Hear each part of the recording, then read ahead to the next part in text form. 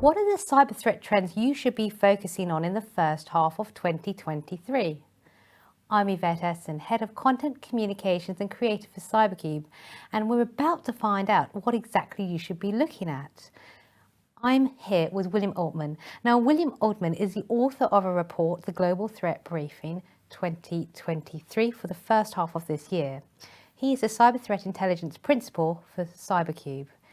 William, perhaps you can tell us a little bit about this report that we've published. Absolutely. Thanks you so much for having me here today, Yvette. I'm so excited to talk about this report. It is really the flagship offering from our cyber threat intelligence service for reinsurers called CyberCube Concierge. The report itself is delivered twice a year, and it can really be thought of, as you said, as that forward-looking view. What is going to happen in the cyber threat landscape in the next 6 months that brokers, underwriters, and reinsurers in this space should be aware of? I think the fundamental idea here is that if our clients are equipped with the relevant cyber threat intelligence of the day, they can make adjustments early and potentially avoid losses that are coming. And so that is the real idea and the basis of the report. And it's organized into a couple different sections and has lots of really different actionable takeaways than our other reports, and really great ways that you can use CyberCube products and data to take advantage of the trends we're identifying. And that's basically what the report is. Now, before we delve into some of the findings of the report, can you explain to me, how do you possibly come up with some predictions when there are so many different things that could be happening? What are the sort of elements that you draw upon to help create your viewpoint? Absolutely, great question. There is so much data out there when it comes to cybersecurity now. It really becomes a challenge as to how to sift through it all and boil up the most actionable insights for our clients. One of the ways we do that is by working with our partners. One of the partners we work with is Kroll, one of the world's largest incident response companies. And Kroll really serves as boots on the ground for us. They are out there on the front lines defending networks and responding to attacks. They're equipping us with what they're seeing in those incident response cases. So we're able to keep pace with threat actor activities in the wild and on the front lines, and then reflect those insights in the report, as well as our products and services. So that partnership approach is key. We don't have the ability to go out there and cover the whole world of cyber defense, so we have to rely on those partners to bring that data to us.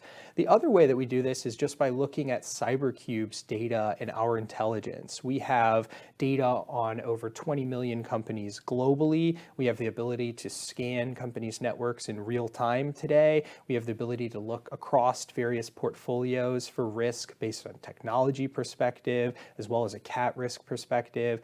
All of these types of products, services, and data point us in the right direction for this report. One example is our exposure and security scores. CyberCube makes these two scores. They are both sides to the cybersecurity coin, if you will. What we can do is look at the average industry exposure and security scores across all industries, and we can see which ones really pop, meaning industries that have high inherent exposure and are relatively undersecured for that exposure. So, for example, we identify in the report that healthcare is really an industry to keep an eye on this year, that it's a high-risk industry. On the one hand, our partners are telling us that they're seeing more attacks on the front lines in that industry.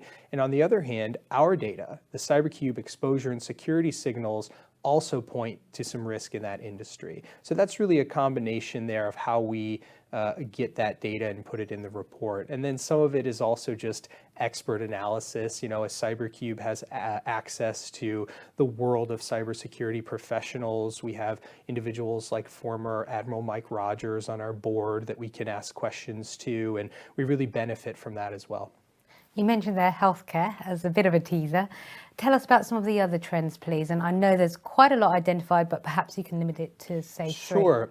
We typically break the report up into nation-state threat actor trends, criminal threat actor trends, past events and lessons learned, and our forward-looking trends section. So I'll just give you one takeaway from each section. From the nation-state section, it's no secret today that there's more nation-state threat actors than ever before. They're primarily targeting in the US and UK, but they are really hitting critical infrastructure targets more than ever. So it has really never been more important than it is now to go in and start modeling these attacks around critical infrastructure, single points of failure, and the impact of those attacks on your book of business. CyberCube has over 10 scenario classes today that feature critical infrastructure as the single point of failure in the scenario or the target that's getting attacked. So that type of analysis, given what we've seen from nation-state threat actors, has never been more important.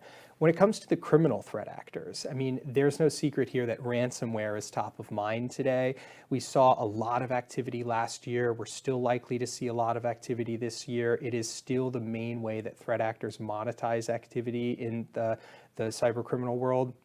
One of the biggest takeaways there is that we are now at like 50-50 whether or not a company will pay a ransom. There's a lot of reasons behind this. It has to do with better defenses. It has to do with sanctions against some firms or against some threat actors and preventing you from being able to pay them. There's a number of things happening here, but overall, it's progress.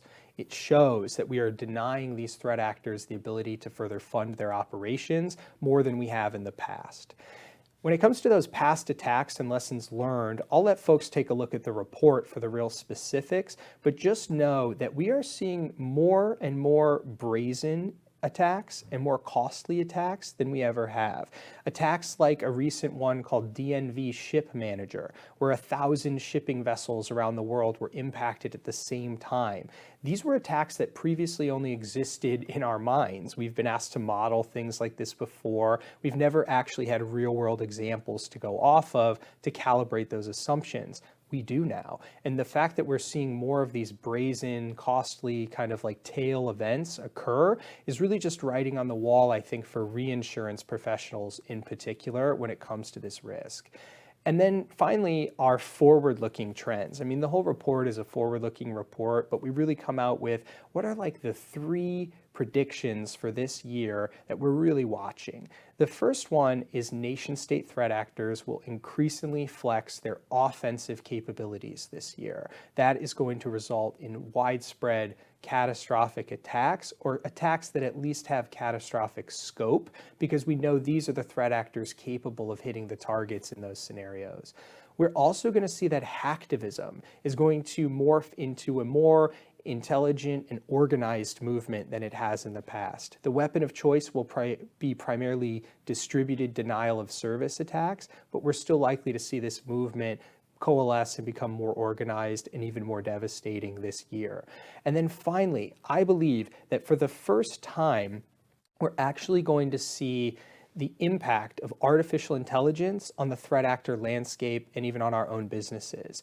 We've been hearing for a long time about AI-fueled cyber attacks, but it hasn't quite materialized in the same way that the hype was making it out to be. Today, that's changing with the advances of large language models like ChatGPT or Google's Bard and others that are now supercharging that social engineering capability that threat actors have.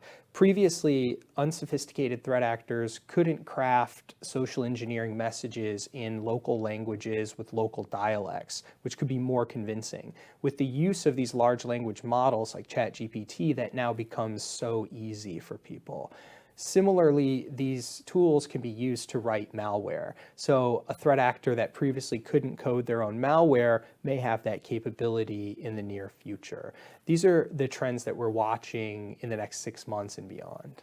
So as those trends unfold or may unfold, what's your advice to the reinsurance and the broking community reading this report? I have separate advice for all 3 groups. I think in general, if I was going to say blanket advice for each group, it's that cyber risk today is not the same cyber risk it was last year.